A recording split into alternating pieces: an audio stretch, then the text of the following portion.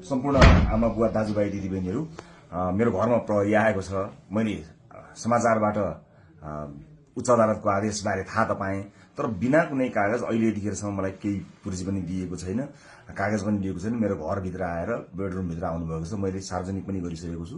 अब यसरी तैनाथ उताबाट आदेशभन्दा पहिले तैनाथ हुने यो सबै चिजले एउटा ठूलो आशंका सिर्जना गरेको छ। मैले सम्मानित अदालतको आदेशलाई सधैँ मानेकै छु, कानूनलाई मानेकै छु। म पहिला पनि आफै उपस्थित हुन गएको हुँ, अहिले पनि सार्वजनिक गरेकै छु। तर यो राज्य आतंक, यो धरपकड ममाथि के कारणले भइरहेको छ मैले बुझ्न सकेको छैन। भोलिको चितवनको कार्यक्रमलाई निरन्तरता दिनुहोला। मलाई लागेको थियो म केही कुरा भन्छु भनेर, तर जुन तरिकाले अहिले यो सामान्य अभ्यासभन्दा पर गएर जबरजस्ती गर्ने कोसिस बिना कागजपत्र छ होला, ल्याउनु पनि हुन्छ होला, ल्याउन सकिने पनि थियो। त्यो लिएर आएर लैजान सकिन्थ्यो, भोलि ल्याउन सकिन्थ्यो। घरै पनि अझै कागज बोकीवरी प्रक्रिया मेरो लागि कुनै प्रक्रिया पूरा गर्न मानेको छैन। आतंकित बनाएर घरभित्र प्रहरी छिरेको छ। म यसै पनि गिरफ्तारी दिन्छु भनेर बसेकै छु। जे होस्, आम नागरिकले सब चिज हेरिरहेका छन् भन्ने मलाई विश्वास छ।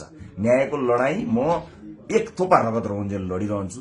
यहाँले साथ दिनुहुनेछ भन्ने विश्वास मैले लिएको छु। मैले कुनै गल्ती गरेको पनि छैन, कुनै अपराध गरेको पनि छैन, तर संसारकै सबैभन्दा ठूलो अपराधीलाई जस्तो ममाथि गरिएको यो व्यवहार आम जनताले हेरिरहेका छन् भन्ने मैले विश्वास लिएको छु। म धेरै केही भन्दिनँ। म सम्मानित अदालतप्रति अझै पनि आशा र भरोसा राखेर कानूनी प्रक्रियामा सघाउनको लागि परिरहेको छु।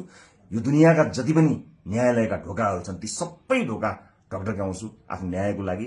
र मलाई थाहा छ यहाँहरूले सबै कुराको साक्षी बसेर हेरिरहनु भएको छ होला भन्ने मैले विश्वास लिएको छु। म यति जानकारी मैले दिनु उपयुक्त ठानेर मैले यो भिडियो रेकर्ड गराएको छु। चितवनमा जति पनि मेरा आदरणीय मतदाता आमा बुवा दाजुभाइ दिदीबहिनीहरू हुनुहुन्छ, भोलिको कार्यक्रम नरोक्नुहोला। अन्य साथीहरू आउनुहुन्छ, उहाँहरूले कुराकानी गर्नुहुनेछ, निरन्तर चलिरहन्छ। मलाई यिनीहरूले हत्या नै गरेछन् भने पनि नेपाली मतपत्रमा घण्टी चुनाव चिन्ह बसेको छ। मलाई आशा छ, यो एउटा आशा र भरोसाको आवाज हामीले बुलन्द पारिसकेका छौँ। निरन्तरता प्रदान गर्नुहोला। म कानुनी लडाईँमा छु।